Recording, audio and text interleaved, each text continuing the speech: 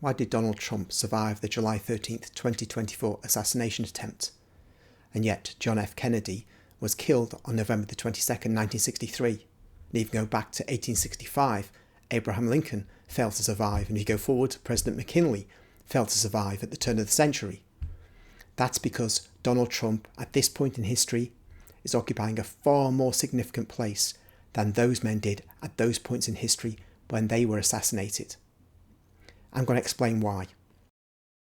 In a previous video, I explained why I considered Catholics should vote for Donald Trump. American Catholics, that is, of course.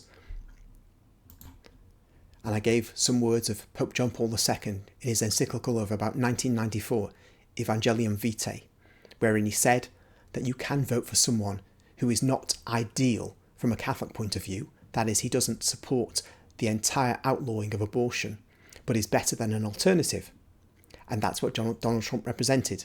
And so I proposed that Catholic Americans should vote for him. However, there was another extremely important reason why I considered it important that Donald J. Trump be elected as President of the United States once again. One thing Donald Trump appears not to be is a warmonger. He wasn't getting the United States involved in wars abroad during his first term, and he's expressed a desire to bring an end to wars that have occurred since he left office. And the two very important wars we're concerned with are those in Ukraine and in the Middle East. Some Americans have said that he was elected to save the United States. I'd say so in an indirect way, however. He said at his acceptance speech in Florida of the night of the count, when it was clear that he was going to be re-elected, that he wondered whether God had saved him for a purpose, though he seems to be unclear as to that purpose. And of course, we always will be unclear as to God's purposes unless they're directly revealed to us. But I don't think he was elected really to save America, with all due respect to Americans. He was elected to save civilization. And I don't mean from the blue-haired, pink-haired characters and all those associated with them. I mean actually save civilization from nuclear annihilation. And that's what brings me to the issue of Ukraine. Had Harris been elected, she would have followed the same policy as Joe Biden and his administration. That is, those who are euphemistically called neocons, but one can't give them their true name, would be in charge. And they would pursue the war policy that has been pursued so often since 2001, September the 11th. That is, more arms to Ukraine. Probably more advisors from the Western powers. And eventually a provocation too far for the Russians. And then we will be in an inferno and there'll be no escape. From a news report received today that I read on the BBC website, it seems that Donald Trump is going to bring us back from the brink. Here's what they say, or some of what they say. A senior advisor to President-elect Donald Trump says the incoming administration will focus on achieving peace in Ukraine rather than enabling the country to gain back territory occupied by Russia. Bryan Lanza, a Republican Party strategist, told the BBC the Trump administration would ask Ukraine President Volodymyr Zelensky for his version of a realistic vision for peace. Quotes, and if President Zelensky comes to the table and says, well, we can only have peace if we have Crimea, he shows to us that he's not serious. Unquotes.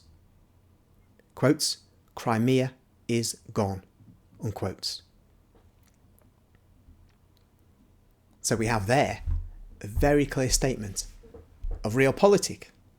The Russians occupy Crimea. They also occupy huge swathes of eastern Ukraine, which is not mentioned by this spokesman for Trump. But there's an understanding that the Russians are not leaving Crimea. In fact, historically it was part of Russia. It was just given by possibly drunken Khrushchev in the 1950s to Ukraine when it didn't really matter because it was all part of the Soviet bloc. So they've taken it back. Shouldn't have done that. In fact, there were agreements in Belarus back in about 2008 which said, that the United States, Britain, France would guarantee, or not quite guarantee, actually, they'd support Ukraine in terms of its security, not with weapons. It didn't amount to much in the end, but then again, Britain and France's guarantee to Poland in 1939 didn't amount to much either, so the Ukrainians should have learnt that. But this was in return for them giving up nuclear weapons in the 2000s. And Russia gave guarantees as well. Putin got out of that with some reason, but obviously not entirely with good reason, by saying that the coup of 2014, which ousted a democratically elected president, whether there was any fiddling of the ballots, we don't know, but that happens in other countries too, know what I mean, Americans? That democratically elected president was ousted. The Maidan coup, they called it, in 2014.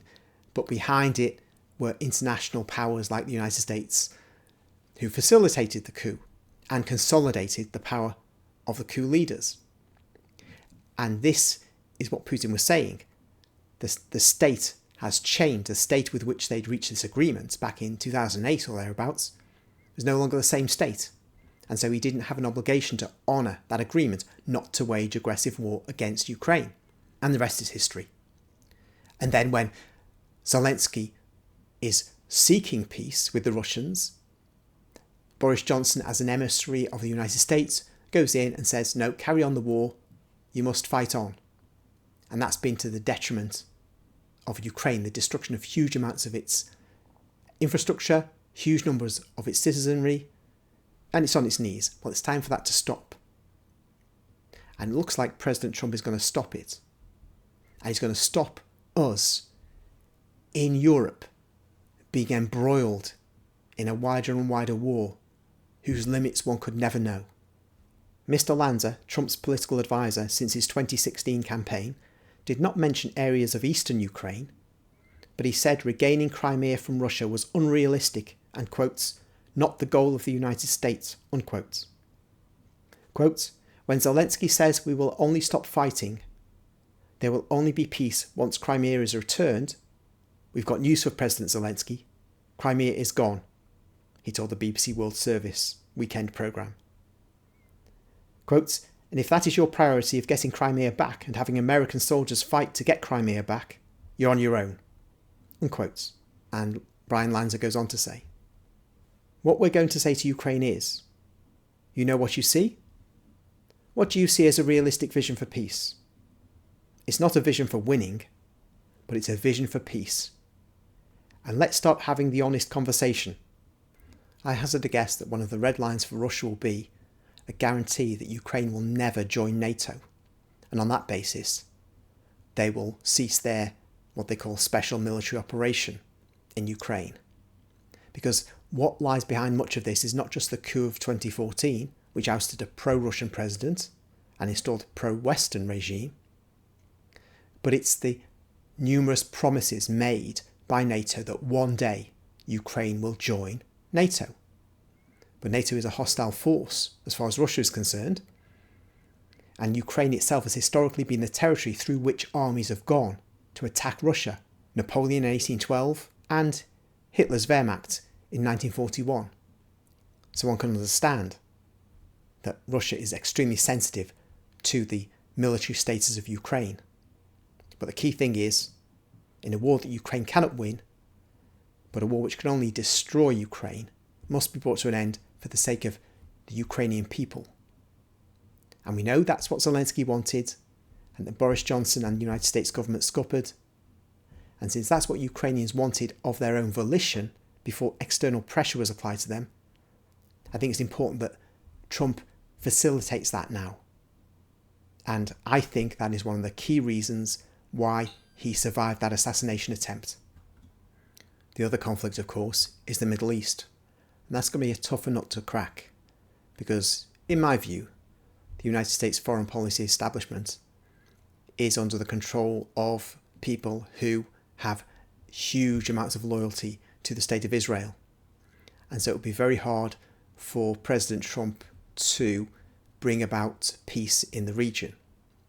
But I think nonetheless, God has put him in place to do just that. And if anyone can do it, he can. Certainly, if Harris were in power, then she would be simply an empty vessel to be filled by the so-called neocons. And there'll be just more carnage and mayhem in the Middle East. And Iran would strive to get a nuclear weapon even faster than it's probably going to do now. That's the problem. Trump may be able to secure some sort of peace in the Middle East, But I'm afraid, in my view, Israel has muddied the waters forever. One day, Iran will get nuclear weapons. It sees that the attacks on its territory mean that it has no choice. But then, there'll be the showdown of showdowns in the Middle East. And that will affect us all. Trump, I think, has given us some breathing space. In that breathing space, because of where we're heading, that not even Trump can stop. But as I say, the assassin's bullet was stopped from killing him by God to give us time. What to do in that time? To pray the rosary, to beseech the Blessed Virgin, to bring peace to us, not through her power, but through the power of her Son. That's her role. And if we do that, we can stave off the horrors that are coming down the line to us. Of course, it's wonderful that President Trump won the election, but half of Americans supported absolute degeneracy, and the same applies in Britain and most of the Western nations. So I don't think we're going to do what we need to do, or what we could do, the only thing that could save us from cataclysm. But at least we got this breather, and we can never say to God, once the cataclysm has happened, that he was unfair, that he never gave us time, that he never gave us warning. In fact, God has given us the means, the Immaculate Mary and the Rosary, to remedy the world's problems. Of course, the Rosary is not a talisman. It can only work in the context of a Catholic life. But it is the spearhead, or the tip of the spear, for bringing about changes on a global scale.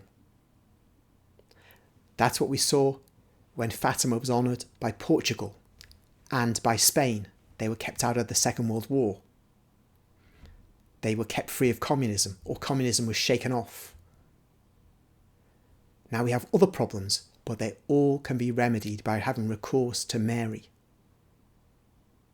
That's why she's so important in Catholic life, and why we should never diminish her in the face of silly Protestants and their 500-year-old religion. Not even in the face of so-called Orthodox, who do not give her the proper honour she deserves. Yes, they deny the Immaculate Conception. They're not spoken to by Mary. They're not visited by Mary, because this is something for God's true church, the Catholic Church. It's on our shoulders that God has placed the burden of bringing the world out of the disaster into which it is heading.